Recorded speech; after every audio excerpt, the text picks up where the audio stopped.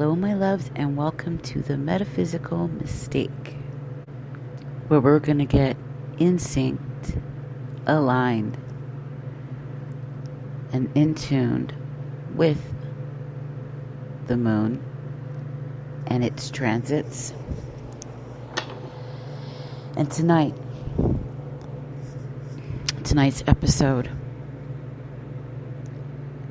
5 profound insights regarding this new moon in Aries. 5 things that I believe that you should know about this current time and place and space that we're in, the world right now.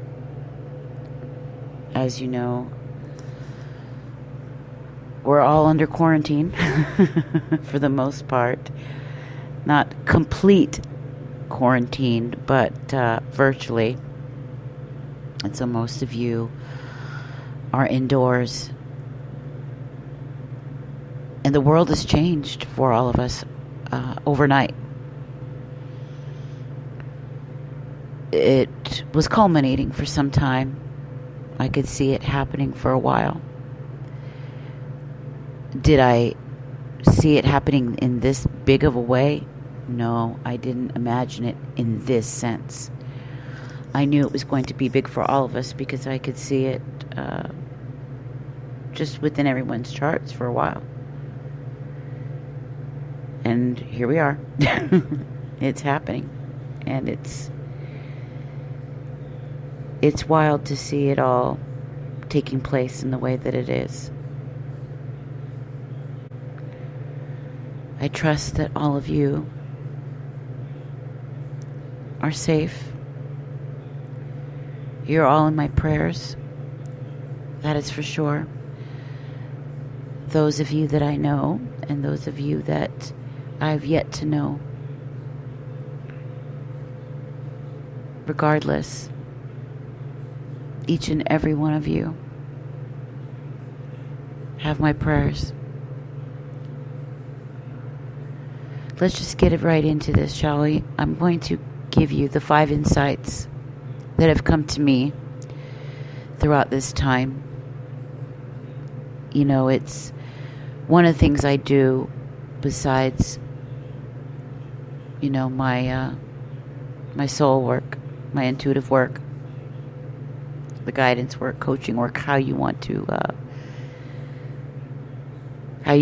describe it. Is I act as an observer, and I do real heavy and deep research into the inner workings of things in our world. I go to places where most people are afraid to go, afraid to look. And a lot of it is my insatiable curiosity about the planet, this life, the Creator, and us, who we are, where we're going, and so forth. And I want to let you know that although we are going to be okay, we are battling within ourselves, inside and out. Remember, the micro reflects the macro and vice versa. What you may be going through at any given period of time, if you pay close attention, what's happening to the inside of you, the things that are brewing within you,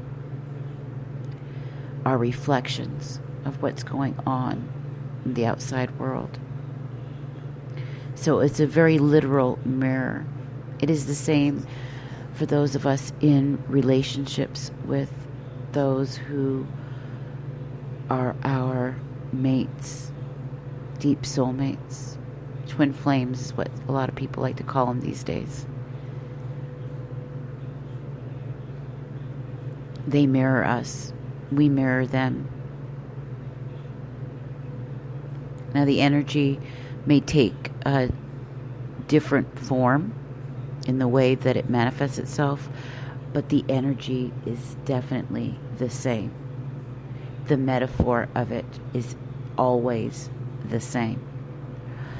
And we always attract that which we are, the energy that we are. Those of you who find yourself attracted to me,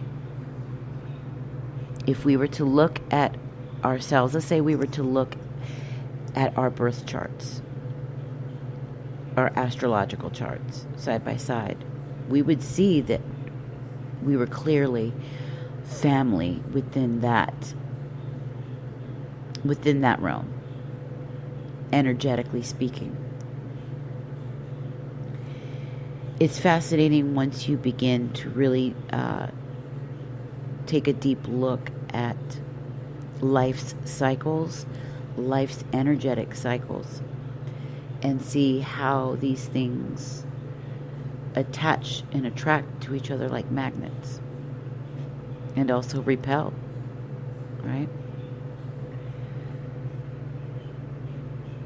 Well, one of the things I do is deep research into this world and the happenings of it. I don't want to get too far into that because of the nature of this podcast. But what I'm seeing for sure, and it's for certain, is that we are going through a spiritual battle on the inside and within the collective on the planet. We are in a cosmic war. This is a spiritual war. This is a psychological war. And it's been going on for a very, very long time. It's just that it's leveled up in its intensity. And there are those of us who are waking up to what's going on, some slower than others, some faster than others. But then there are those whose eyes are closed. They're spiritually dead. It's like it's the metaphor of the zombie, of the walking dead.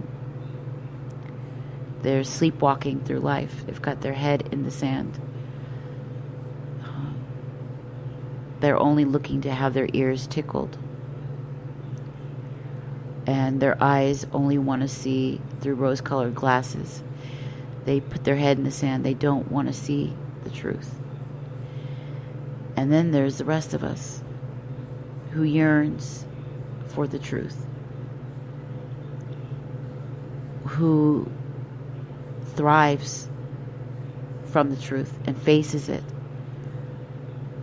like the spiritual warriors that we all are. And many of you are just that. This time, okay, I'm going to start with number one. The number one profound insight that you need to know is that this is a time, this coronavirus, while it is detrimental in many, many facets for many reasons, this is an opportunity. It has been an opportunity for a much needed and much welcomed rest. A time for reflection, a time for meditation, a time for rejuvenation, for self-nurturing, a time for prayer. This is a time to learn to get mindful. Do you know what that means?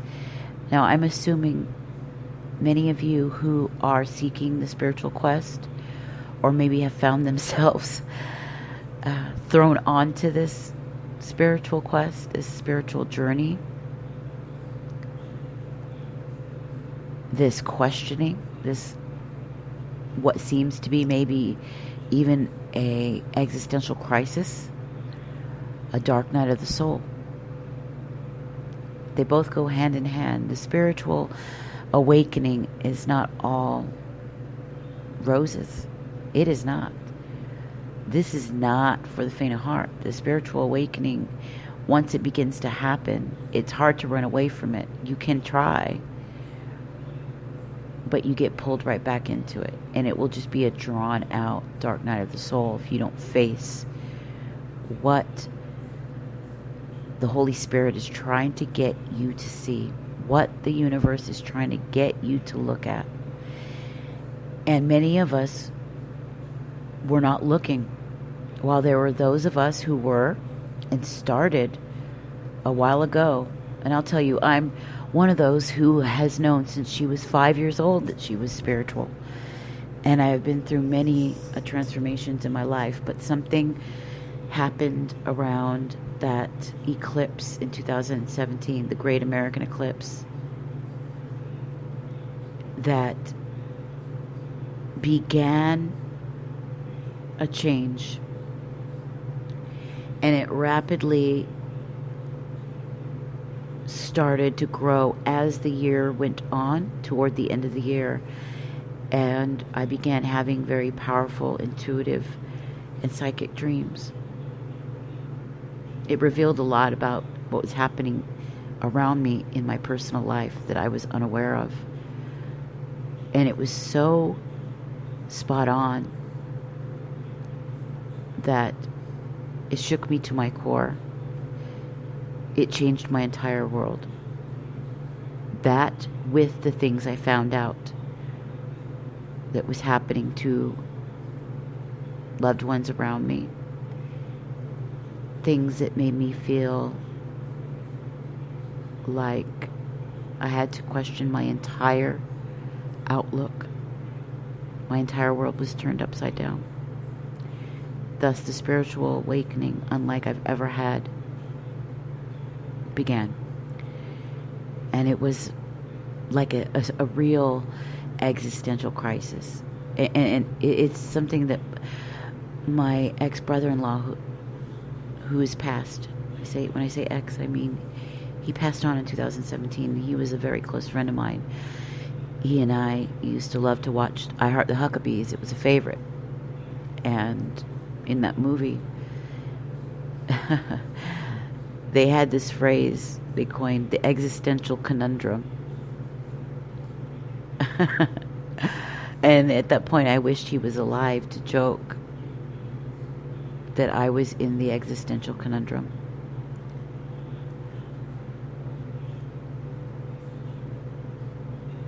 This is where many of you are coming into now. And it's because you may have noticed things were off.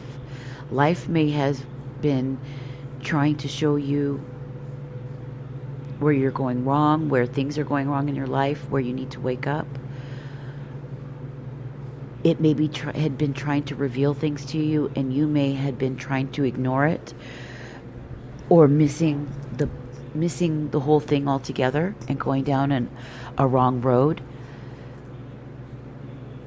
And it was time for a Tower of Truth moment. It was time for things to come to a full stop. This brings us to this insight number 1. It's time to learn to be mindful, to get quiet, to rejuvenate, to take care of ourselves, to nurture ourselves. Learn to parent yourself. Because I fear that a lot of you were not doing that. And you were on this rat race. You were in your minds, overthinking. You were on a burnout. You were using up all your body's resources, your mental, emotional, and spiritual resources. And if this moment in time didn't occur for all of us. I fear some of you would have had nervous breakdowns. Others of you would have stayed in very temperamental and dangerous emotional situations. You would have stayed in jobs that no longer belonged in your life or that was hurting you in some fashion. Or you would have stayed in homes or cities, or you would have stuck it out with something, a way of doing things, a way of life that needed to go. And I'm certain for many of you, it felt like the rug was pulled right from under you, because this is how I felt 3 years ago. Now, while this came upon to me as a surprise, this coronavirus stuff, it wasn't that much of a surprise. And while I was also having changes, my changes were deliberate and thought out. Even though for a long time, for as long as I could, I was hoping I didn't have to make that ultimate choice. But in the end, I had to. I had to make sacrifices. And where I'm at now is where many of you will be, probably much sooner than it took me, because we are now in a rapid, I don't like to use the word ascension because it makes it sound, I like it to sound more grounded so that it's more relatable. But it is like that. It's a rapid learning process.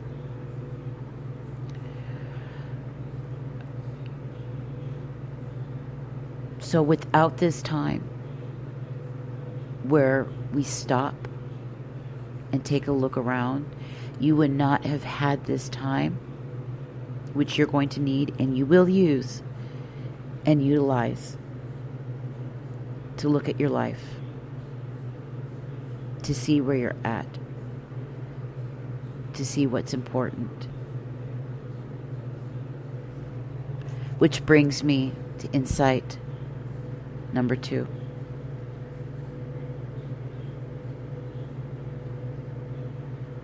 It's about reevaluating what is the most important things in your life. What is the most precious to you? What is your purpose, if any? Have you had any? Or have you been lost with no sense of purpose at all? Is that how you feel now? What are your core values? If you had to die for something, what would that be? If you had to advocate for something, what would it be? If you had to live for something, if you had a message, what would that be? Ultimately, what is your why? Why are you making the choices that you're making? Why do you love who you love? Why do you love what you love in your life? There's a need for serious reevaluation and a balancing out of things.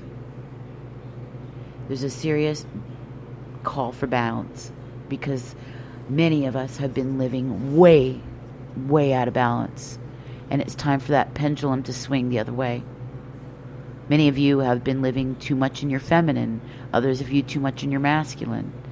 Many of you have been living beyond your means. Many of you have been hoarding. Okay? And I don't mean just money. I mean energetically. Many of you have been wearing a mask, whether deliberately or unconsciously. Afraid to be authentic, afraid to show the world who you are.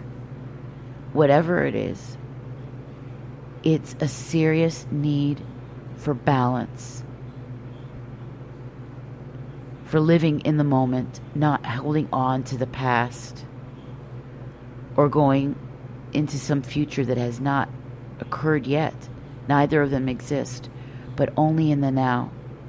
So to mix the two, to be mindful and to bring balance in your life, asking,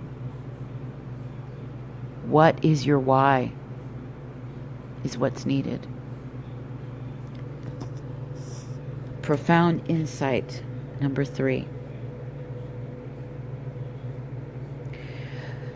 You might notice that you're going to be feeling burned out, frustrated, angry, anxious, overthinking, overwhelmed, feeling a lot of fears being dredged up, childhood traumas, dramas, losses. And at the same time, the world is just experiencing something traumatic. While there's many of us who understand what is going on behind the scenes and can be at peace, can be in balance, can be at ease with what's happening right now, there are many who are not. Many are in panic. Many are freaking out. They're at a loss. Their whole world has been turned upside down. They don't know what to think, what to believe anymore. They don't know their place in life anymore. This is a massive, massive spiritual crisis. This is their road to the dark night of the soul, unlike they've ever experienced before, because they've never asked questions like this. They've never looked beyond the surface before, and now here it is. The world is experiencing a very traumatic event, and there's a process of grieving with that, emotional pain. This is a time of going through and doing some intense shadow work.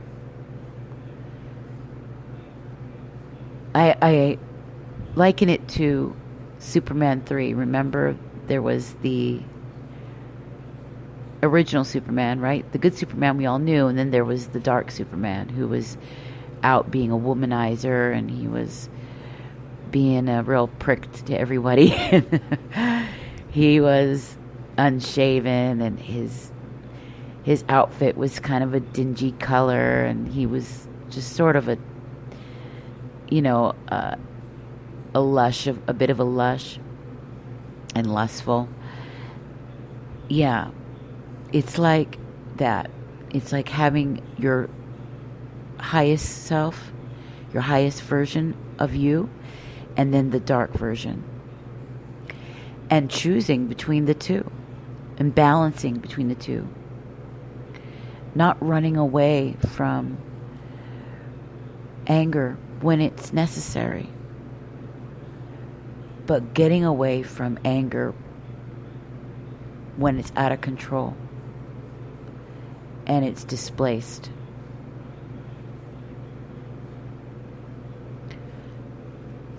So intense shadow work is going to be happening. A lot of things are going to be mirrored back to you. You're going to be seeing things about yourself you never saw, that could only really be seen from the eyes of another person. Well, Spirit is about to show you what that is, and it's going to be felt like a ton of bricks when it comes down upon you. And you might even feel like you want to run away, that you don't want to face the truth of things about yourself. But you have to. This is what a spiritual warrior does. They stand up and they face the truth. And then they don't do the same things anymore. They work through it. And it's like what Yeshua said, right? The Messiah said, forgive yourself. You're forgiven. And just go and sin no more. What is to sin? It's to miss the mark. It's to make a mistake. Just don't continue to make the same mistakes. If you do, if you fall, get back up, dust yourself off, and continue. That's what counts. That's doing the real work. That's doing the inner work. It's not about perfectionism. And a lot of you are suffering through this. You're going to find it. It's going to be really hard to try to muster through because of these hang-ups, these self-sabotaging things about us that need to be left behind.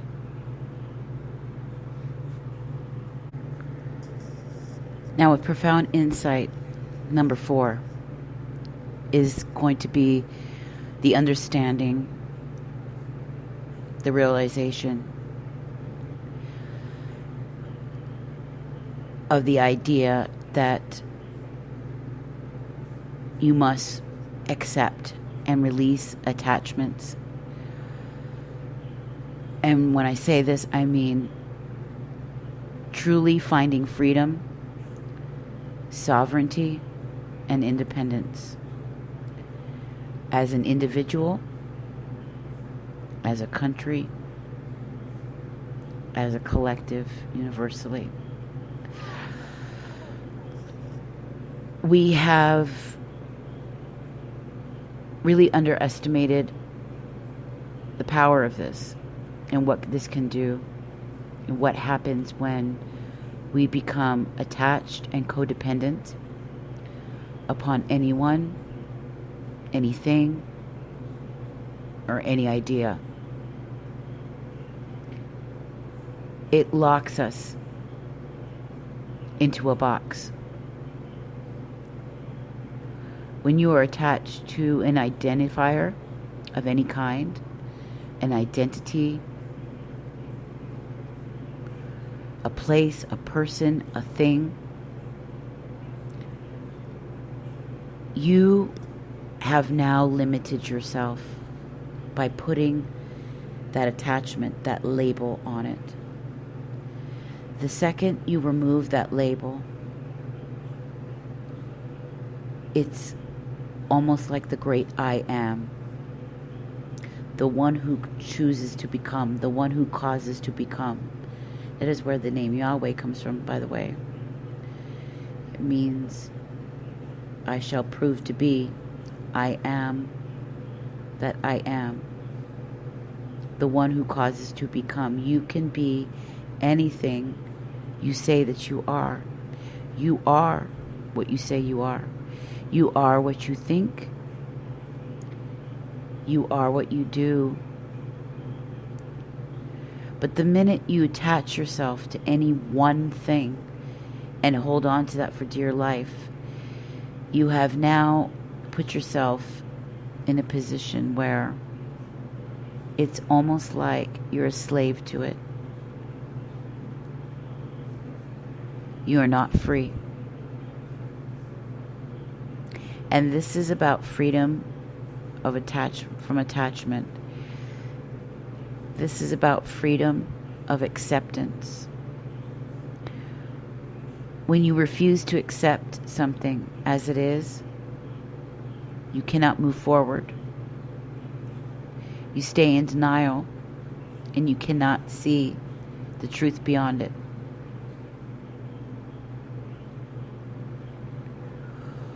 When you cannot let go of something or someone, when you feel that you cannot, you have stolen your independence, your true, authentic freedom.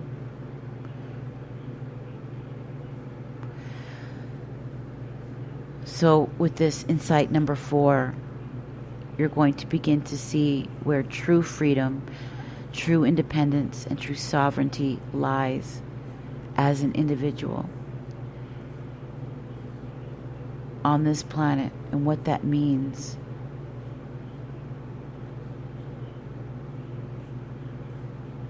You're going to be reevaluating relationships you've been in, and that includes all kinds of partnerships, groups, entities, communities, organizations, all of it, and who you are in relation to it. Within relationships, this is very important because it's important that two people come together as individuals, knowing who they are, having self-love, self-honor, and being secure in that,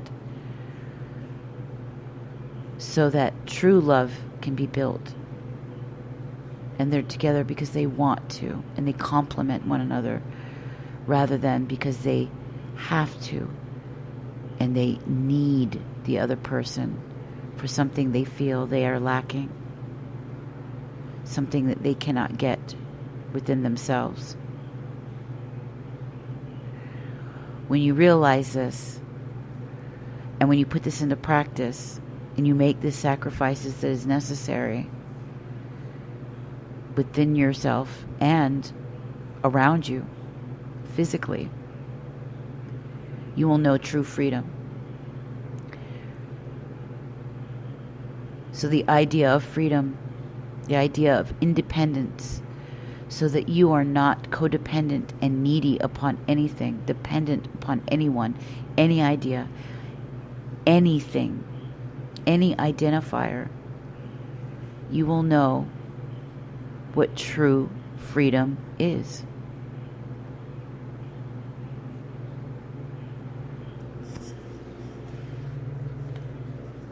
This will lead you down a road of learning what self-love is. And when you learn true self-love in the spiritual form, then you can love another in the highest and greatest way that they deserve as well. And then you can love and honor a purpose, an idea, a mission, with the right passion and enthusiasm and the right spirit that is called for. Number 5, profound intuition. Number 5, you're going to begin to see the importance of this body temple you are carrying with you, that you are walking around in. Many of us forget that this is our vessel, and it's not just any old vessel. This is where we channel our spirit. This is how we get in tune. We're going to begin to see how important intuitive development is when connecting. Like I said at Profound Insight 1, getting more mindful, these intuitions, these things are going to begin to develop as you take care of yourself. When you take care of your mind, that is. Get mindful, get prayerful, get meditative, get more in the moment. It will lead you to see why your body temple, purifying it, resting, rejuvenating, nurturing your body with good food as medicine, food that is alive, by walking, exercising, breathing. Breath is life. To take deep breaths energizes the system. Eating right gives you the gas and the fuel that you need to accomplish the tasks in your day. So you will begin to see and feel why it is so important to take care of your body and its connection to your mindset, to your emotions,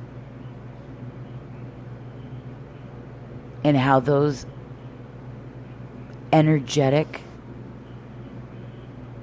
emotions, those energetic thought forms can slowly manifest into an illness that can hurt the body temple. The temple is where the Creator resides. Be still and know that I am God, it is said. In the stillness is where you will hear your spirit, where you will hear the Creator speak to you. where the active force of creation works through you, as you, to fulfill your will. The will of God is your purpose in life. Then you can set out on your mission, your divine purpose. Your divine life purpose is the will of God. But it cannot be done without a healthy temple body. So, resting when it's needed, napping when it's needed, following the body's rhythms and the body clock with the cycles of life, with the cycles of earth, and not going against it.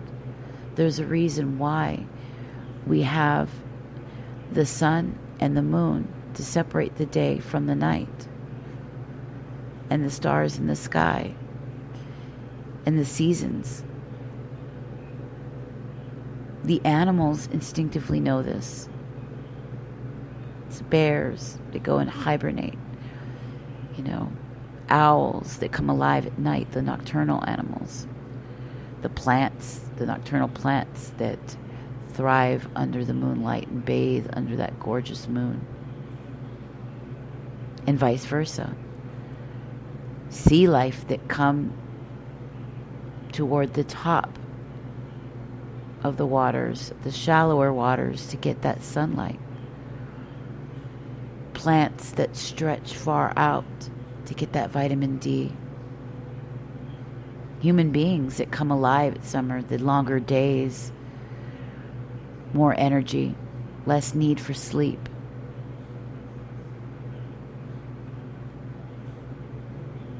The time when it comes for harvest, when things have come to fruition and they're ready to be plucked. You'll begin to notice these things and start to deeply appreciate the very beautiful connection and harmony that the body has with its environment, with this earth. Earth, our great planet, our great paradise. It's in connection with us. It is an organic entity, a living entity, just as the universe is, just as we are. We are not separate from it. And you'll begin to see this. And when you start to follow the clock and the cycles and the rhythms, you will speedily get better in areas where you were lacking before. To purify and detox your body, those of you who may have been losing your sight a bit will see that your sight will come back. You will get sharper. You won't have all those toxins built up. You will get more energy. You will feel more youthful. Your skin will be glowing. You won't have all those blemishes. Your hair will grow thicker and more lush and shinier. Your nails will grow stronger and not any more brittle.